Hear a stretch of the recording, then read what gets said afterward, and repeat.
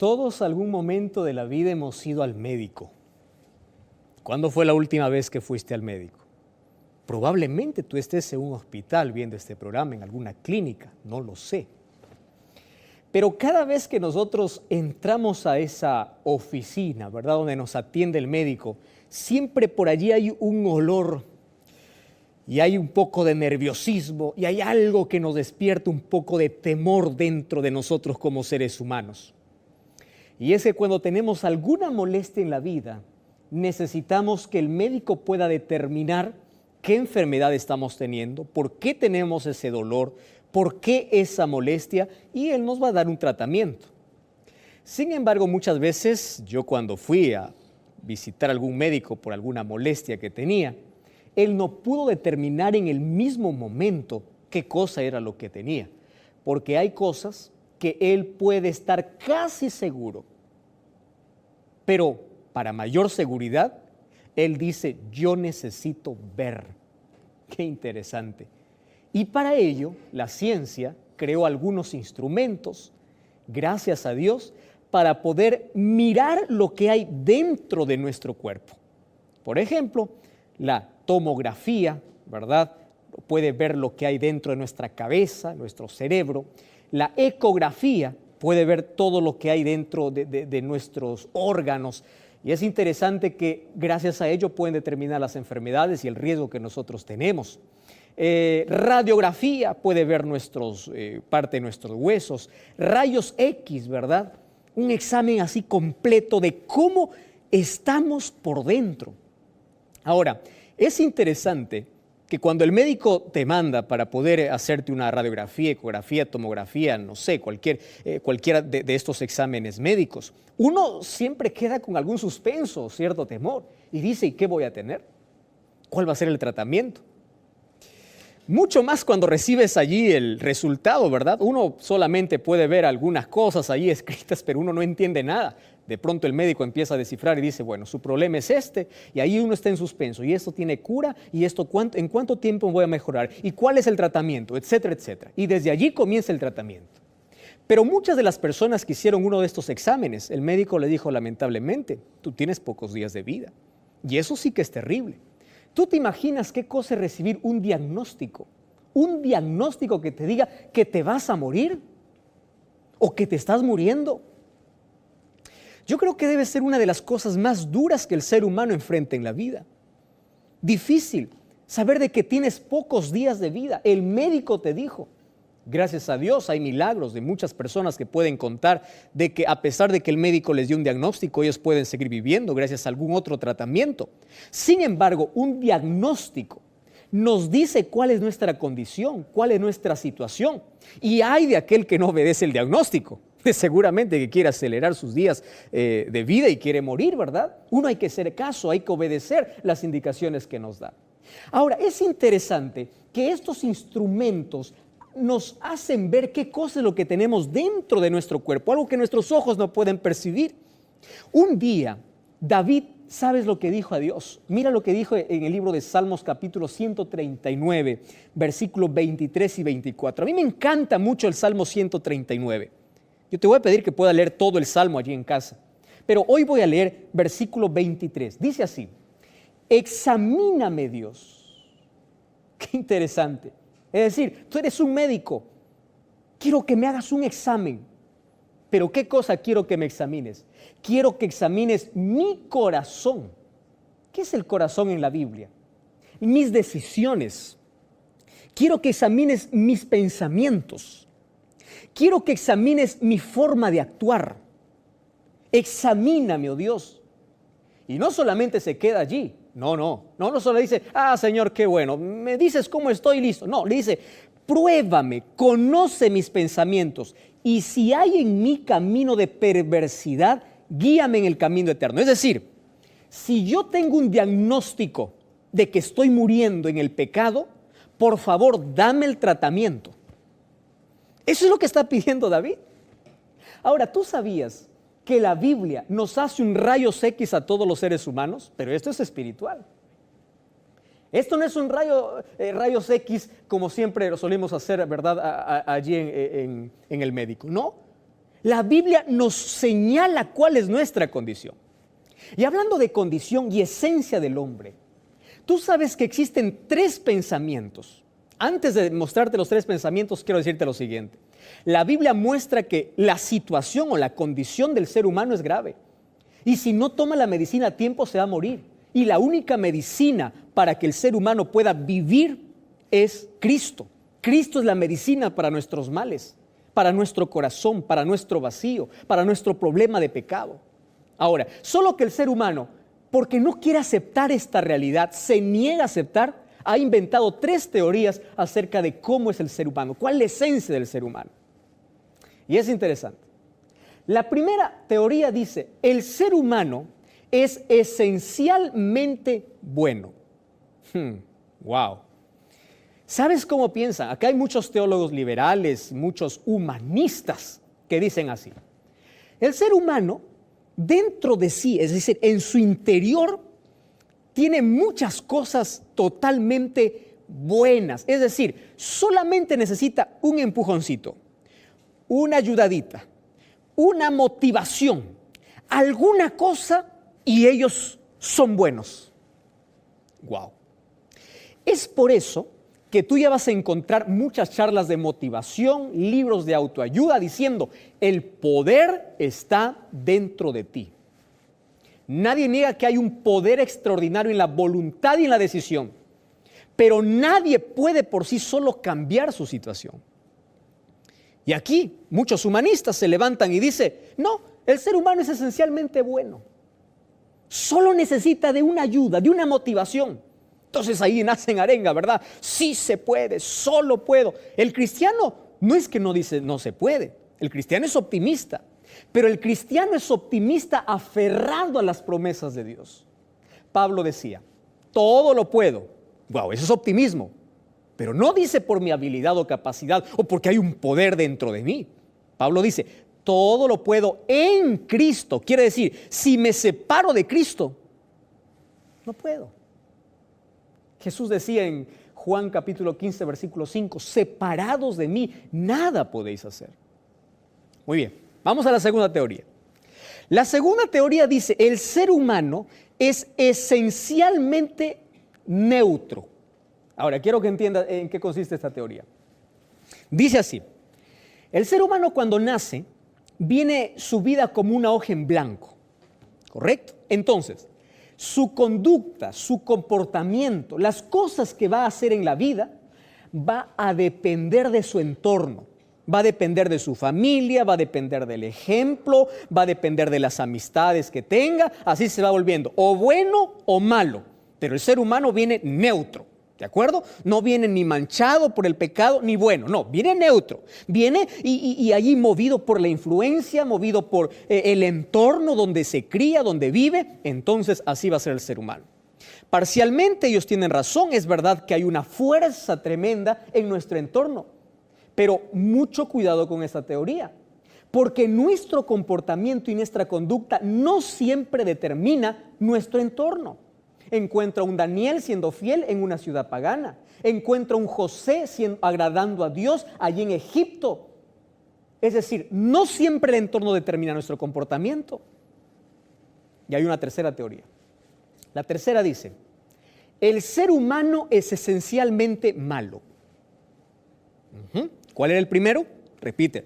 El primero es esencialmente bueno. El segundo es esencialmente neutro.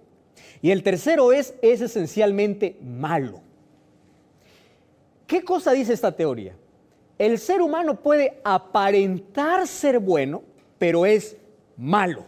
Por dentro está podrido. No hay nada bueno, ¿correcto?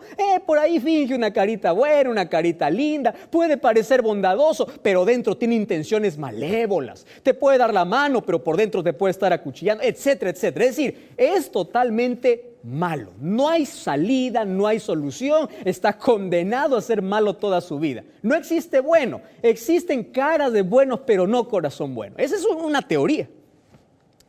Ahora, ¿a quién lo creemos? ¿Tú por cuál estás? ¿Cuál es tu pensamiento? ¿Cuál de estas 3 teorías para ti crees que es la correcta?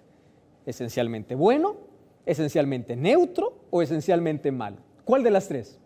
Bueno, hoy te voy a mostrar lo que dice la Biblia, ¿correcto? Y lo que dice la Biblia es realmente lo que somos, porque aquí este libro ya nos sacó una radiografía, una ecografía, un rayos X, una tomografía, nos examinó el corazón y nos dijo cuál es nuestra situación.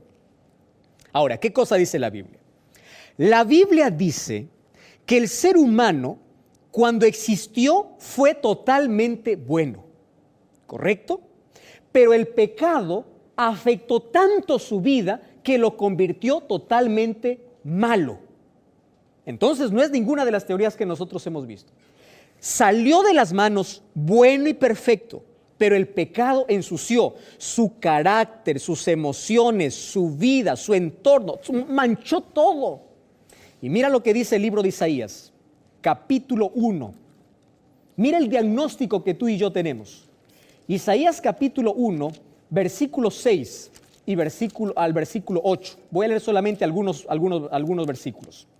Dice así: desde la planta del pie hasta la cabeza, no hay en él cosa sana, sino herida, hinchazón, podrida llaga. No están curadas, ni vendadas, ni suavizadas con aceite. Ah, qué interesante. ¿Qué cosa hay de bueno el ser humano? El pecado afectó tanto al ser humano, sus emociones, sus sentimientos, su salud, su cuerpo, su vida. Desfiguró la imagen de Dios. Eso es lo que hizo el pecado. Ah, no, pastor, pero esos son las personas adultas, los bebitos son angelitos. ¿Ya escuchaste ese concepto? Inocente. No. David decía en Salmo 51, desde el vientre de mi madre, en mi corazón ya había egoísmo. El ser humano busca siempre independizarse de Dios. Nace prácticamente siendo enemigo de Dios, porque el pecado lo traemos en nuestros genes, en nuestras células. Nadie nos enseña a pecar. Nadie nos enseña a ser egoístas, a ser orgullosos, a vivir independientes de Dios. No, eso a medida que vamos creciendo, vamos practicándolo porque viene de manera natural. Y dentro de nosotros hay una naturaleza pecaminosa que nos condena a morir. Pero gracias a Dios, en Cristo podemos vivir. Y de todas maneras vamos a tener una lucha interna entre dos naturalezas. Una que quiere vivir y la otra que nos lleva hacia la muerte. Entonces, así es el ser humano. No, pastor, usted se está equivocando. Yo soy una persona honesta, yo soy una persona buena, yo no hago mal a nadie, no necesito ir a la iglesia, pero soy una persona buena, soy ejemplo a la sociedad. Espera un momento. ¿Sabes cuál es el problema allí? Nuestro concepto que tenemos de pecado. Para nosotros pecado es hacer cosas malas. Por ejemplo, para nosotros pecado es matar, robar. Para nosotros pecado es, ¿qué cosa? Adulterar, es ser deshonesto. Eso es pecado, maltratar al prójimo. Entonces, si yo no mato, no robo, yo no peco. Tú puedes estar pensando así. Entonces yo puedo salvarme. Yo no necesito de Dios, yo no necesito de la iglesia, yo no necesito de nada. ¿Por qué? Porque soy bueno. Estás equivocado. ¿Y sabes por qué? Porque en la Biblia el concepto de pecado no son las acciones son el resultado de tu naturaleza pecaminosa. Escucha esto. En la Biblia yo encuentro 4 conceptos de pecado. Primer concepto de pecado: pecado de comisión. Entiende esto. Primera de Juan, capítulo 3, versículo 4. Mira, quiero que prestes atención a lo que dice aquí. Primera de Juan, capítulo 3, versículo 4. Dice así: todo aquel que comete pecado infringe la ley, es decir, rompe la ley, porque pecado es transgresión de la ley. ¿Qué significa eso? Es decir, pecado es no hacer la voluntad de Dios. Pecado es no obedecer la ley de Dios. No es solamente no hacer malo, o no hacer lo malo, no matar, no robar, no. Claro, eso está en la ley de Dios.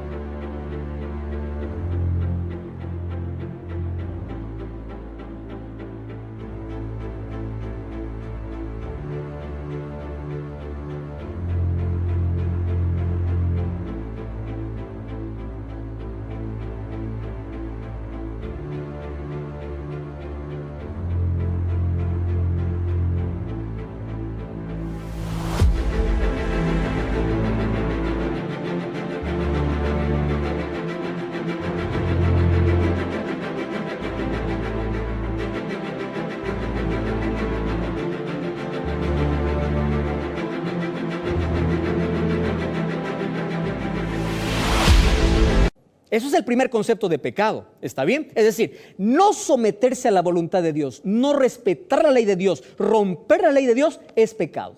¿Está bien? Muy bien. Un segundo concepto de pecado. Mira lo que dice el libro de Santiago capítulo 4, versículo 17. Recuerda que el primer tipo de pecado se llama pecado por comisión. Y mira lo que dice Santiago 5:17. Esto se llama pecado por omisión. No confundas comisión por omisión. Dice así el libro de Santiago 5:17. El que sabe hacer lo bueno y no lo hace, comete pecado. Wow. ¿Sabe lo que está diciendo? Yo puedo estar sentado en la inactividad sin hacer nada y puedo estar pecando. Te voy a hacer una pregunta.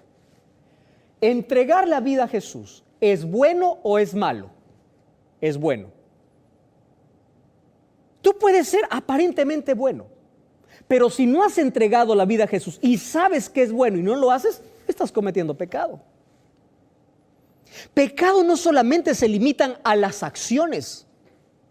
Este es el pecado por omisión, aquel que conoce. Tú sabes cuál es el día de reposo, según la Biblia. Y si sigues desobedeciendo a Dios, estás en pecado. Cuando tus ojos se abren a la verdad, dejas de ser inocente, dejas de ser hasta sincero. Y si sigues en tu capricho y en tu camino, estás cometiendo pecado. Porque el que sabe hacer lo bueno y no lo hace, comete pecado, pecado por omisión. Mira un tercer concepto de pecado. El libro de Romanos capítulo 14, versículo 12. Romanos capítulo 14, versículo 12. Dice así: todo aquello que no proviene de fe es pecado. Wow, qué extraordinario. Versículo 23, perdón, Romanos 14, 23. Todo aquello que no proviene de fe es pecado. Si tú haces cosas en esta vida por ser aplaudido, por ser reconocido, porque la gente te elogie, es decir, si tu motivación fue incorrecta, por más cosas buenas que hagas, es pecado.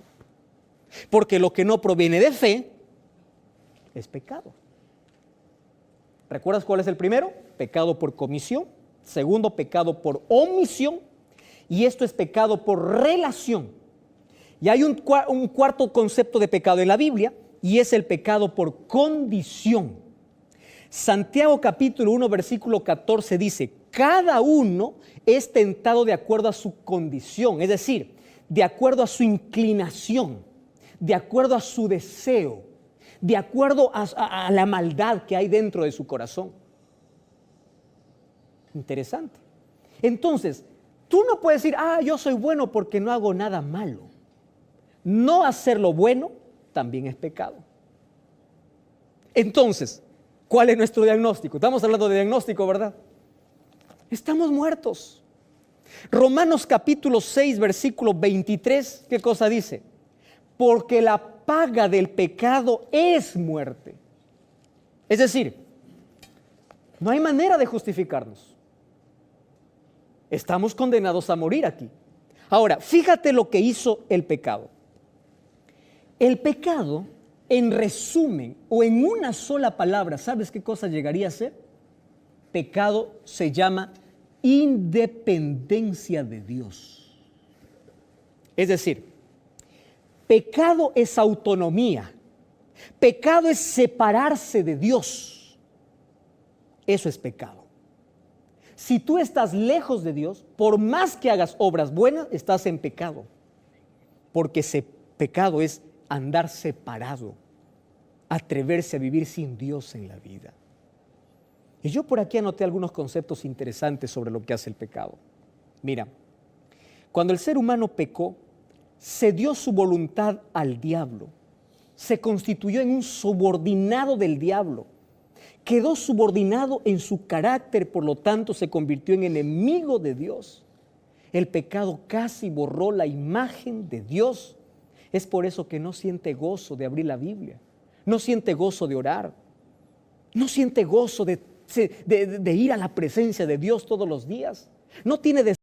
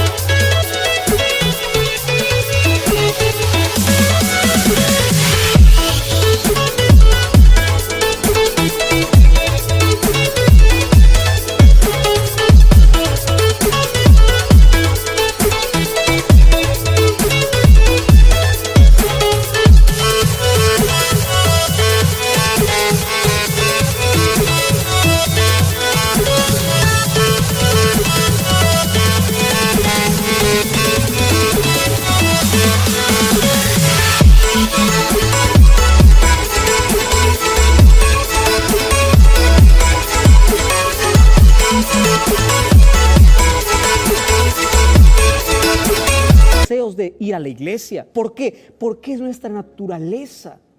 El ser humano es malo por naturaleza. Y la Biblia dice, por tanto todos pecaron. Y si todos hemos pecado, entonces el pecado ha afectado nuestra conciencia, nuestras emociones, nuestra espiritualidad, nuestra fuerza moral, nuestra fuerza de voluntad, nuestra vitalidad, nuestra fe. El pecado, eso es lo que ha arruinado. Entonces, si la Biblia nos hace un diagnóstico, ¿sabes cuál es el resultado? Que estamos condenados a morir. Gracias a Dios que hay esperanza. ¿Y cuál esperanza para nuestro problema? El libro de Deuteronomio capítulo 30, versículo 19, dice así: a los cielos y a la tierra llamo por testigos hoy. Yo he puesto delante de ti la vida y la muerte. Estamos condenados a morir, pero eso no significa que vas a morir. Eso significa que tú puedes decidir la vida. Quiero que entiendas lo que te voy a decir ahora. El ser humano nace pecador. Y si no elige a Cristo, automáticamente elige la muerte. Yo tengo una opción en la vida: solo elegir vivir, porque yo ya estoy muerto sin Dios. Si tú no eliges a Jesús, ya elegiste la muerte. Por eso la Biblia dice, elige la vida para que vivas. Ahora quiero hablar para ti. Dios quiere salvarte.